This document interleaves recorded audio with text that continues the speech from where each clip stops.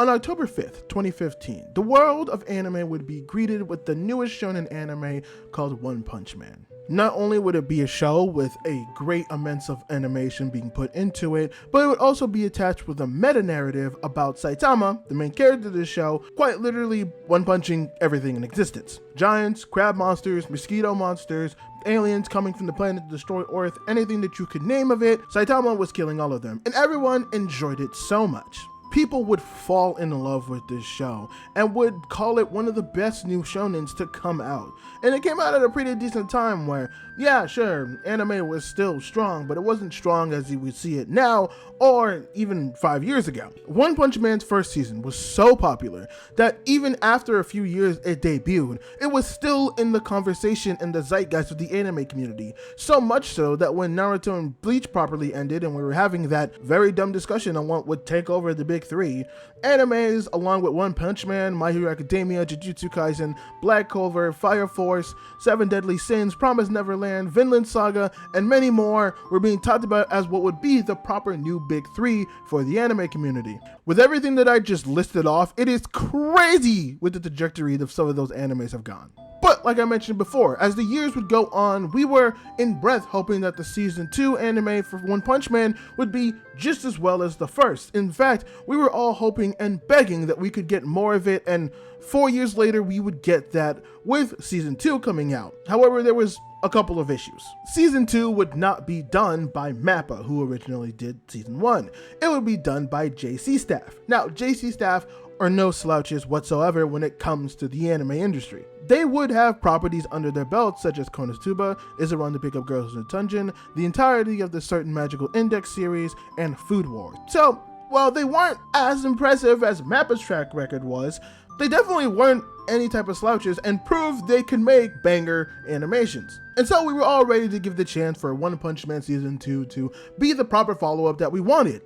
Unfortunately, that wasn't the case. One Punch Man Season 2 saw a massive downgrade when it came to its animation quality, a big reason why a lot of people wanted the second season in the first place, and a lot of people hailed it as just being completely off-putting. However, there were people like me and others who, while admittedly were in the minority, were people that were trying to defend that season 2 still had a lot of charm to it. You can actually go back on my channel and see that I actually made a review properly on One Punch Man Season 2, talking about how, yes, the animation quality has taken a massive downgrade, and we have to give it marks for that, but the character development and the overall story and the overall entertainment of One Punch Man is still there. It still exists, and it's still part of what makes One Punch Man such a fun property to consume. And even though the quality of the animation definitely took a drop off, that didn't mean it didn't have sparks of really good moments. Was it a downgrade? Absolutely. But it was nowhere near as bad as everybody was talking about it 6 years ago. But now you're probably asking yourself, why the hell did I go through the previous 2 seasons to talk about the third one? Because I think context is important to the discussion that we're about to have. I loved One Punch Man, and it was one of the animes that actually really sicked me back into the anime community when I fell off when I was younger. And even though season 2 definitely felt like a dud, to say that it was as bad as people made it out to be was just complete and utter nonsense. And even though season 2 has a lot of shit, I will stand there and defend season 2, even with all its flaws, that it still produced a good quality show, even with all the problems with its animation. I would even go as far to say that the actual animation for One Punch Man Season 2 didn't really even have any issues. It was just the fact that it was a massive downgrade from really high quality animation that even some anime now today can't even compare to just somewhat bog standard animation that would make stuff back then look really impressive. All that context is good because it gives a lot of weight to what I'm going to say about how I feel when it comes to Season 3, the most recent season. I don't think I can go on defending One Punch Man as a property anymore. Now, before I go into what will be a very ranty review of One Punch Man Season 3, I want to clarify who my anger was directed at to, who it definitely is not about, and who your anger also should be directed to. I, nor you, nor anybody that's actually upset about the production of One Punch Man Season 3 should be aiming any of that towards the animators who tried to create it. Those people who were actually working on the physical production of One Punch Man Season 3 were people who definitely wanted to put their best foot forward and give everything that they got. It's not their fault that they were given pittance by the higher ups at Bandai Namco, the people who actually make the money decisions that affect stuff like this, not giving the staff the actual proper time, resources, and care to actually make something worthwhile for the actual community.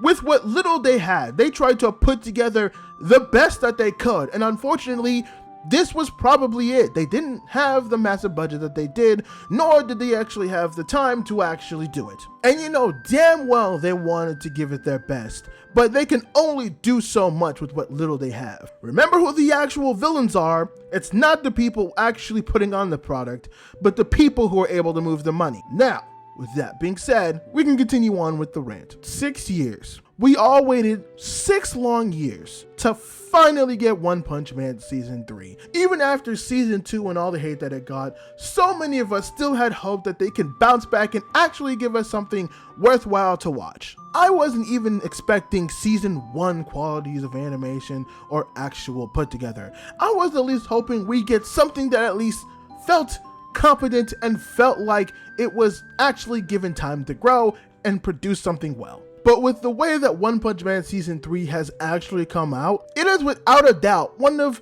the biggest fall from graces I have ever seen within the anime industry. I wanted it to be good. I wanted it to be great. I wanted it to be the comeback kid of the anime industry, but instead, it just repeatedly kept shitting in our mouths because we wanted something good from it.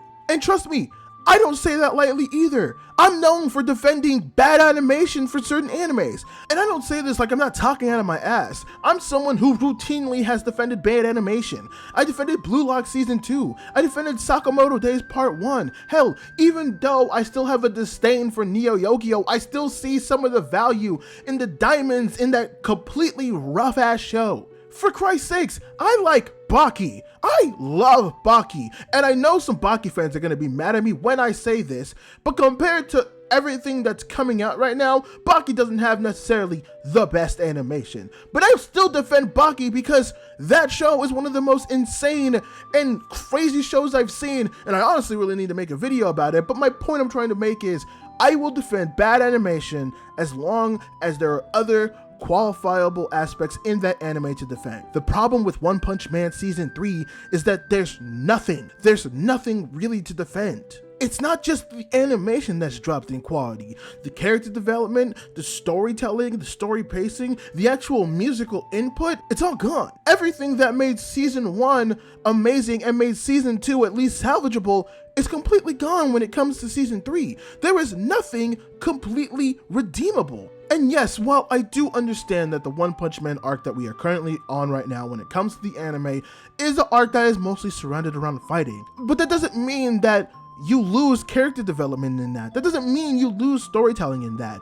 And in fact, it should be leading up to the penultimate of that, but it felt like nothing. It felt like we were missing beats. It felt like we were missing aspects, and that they spent so long on dialogue aspects that meant nothing to the actual story that it was telling. It felt vapid and empty and nonsensical. I can defend something for a very long time, for a very, very long time. But when I have to wait almost half a decade to see you drop in quality, and then wait over a half a decade to see you drop even farther from what I initially thought you could at least produce, I can't do it. I can't do it. I genuinely can't find anything redeemable. And this isn't 2015 where the anime community was a lot more niche and you could focus on something like that and maybe right by. This isn't 2019 where anime was still rising in quality, but we were still, somewhat within a niche. This is 2026. Not only are there exponential more anime being made, but there's so many more people. You're gonna have way more eyes on it. And One Punch Man Season 3 was hyped as the potential comeback for One Punch Man. When you have animes like Frieren, Jujutsu Kaisen, Solo Leveling, Oshinoko, My Happy Marriage, Kaiju Number 8, Dadadan, Gachi Akuta, all coming out in literal short spans of times between each other, you can't lack in quality. You gotta bring your A game. You gotta bring the best to the table and stand out in front of the West. One Punch Man has the quality. I know it does. In its manga, you could see that. In its webcomic, you could see that. But compared to everything else, when it comes to the anime aspect, it's not there. And it hurts when you see it get this treatment. But unfortunately, it is, and it's falling short when it really shouldn't be. And even when the animation was somewhat getting better, we then ran into censorship issues. Censorship issues that aren't even related to the weird gooning stuff that people would always latch onto when they want to talk about censorship.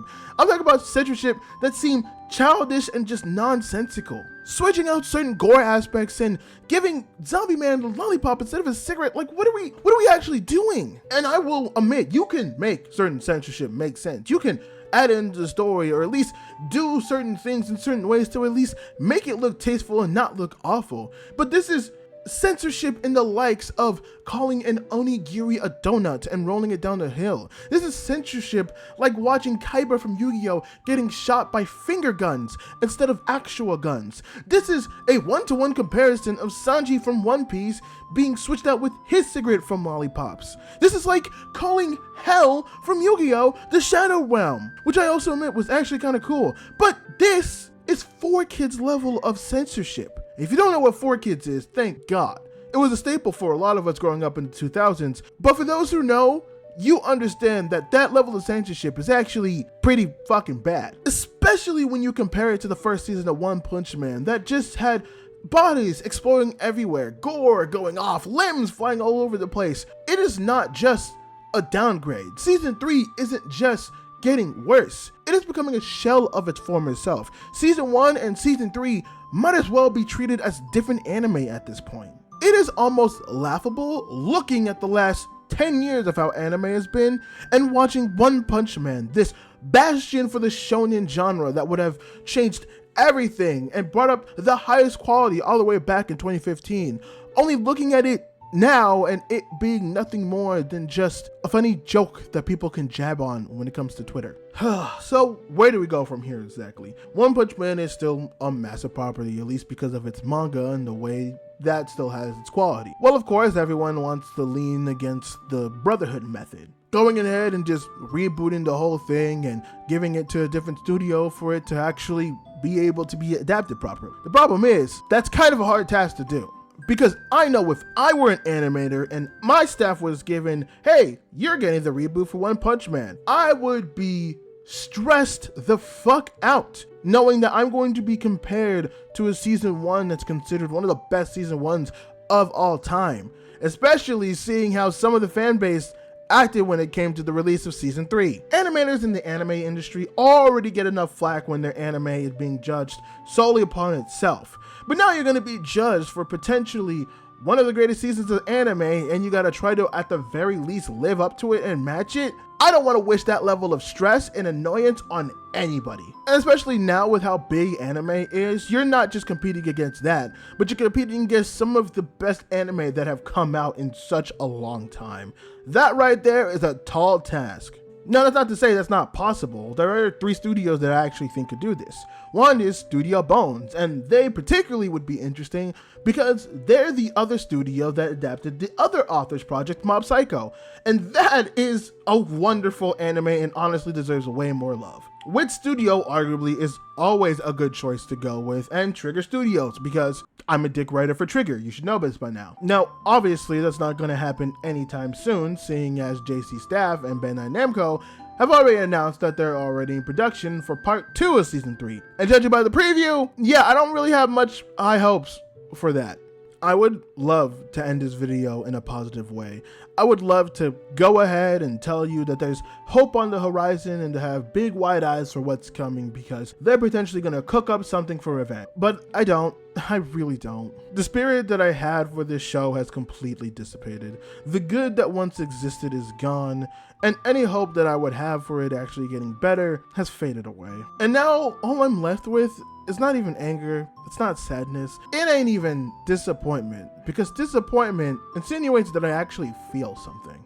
All I have right now for myself and One Punch Man is apathy. Just pure, unfiltered apathy. I was 17 when One Punch Man season 1 came out. I was a bright-eyed kid who is completely ready to take on the world and to hope for a better future for myself. I am now 28. I am broken, I am jaded, and my mindset has completely changed. And when it comes to the aspect of consuming anime, unfortunately with how much comes out nowadays, and how much good comes out nowadays, I do not have room for poorly performing anime like One Punch Man. I'm like so gay.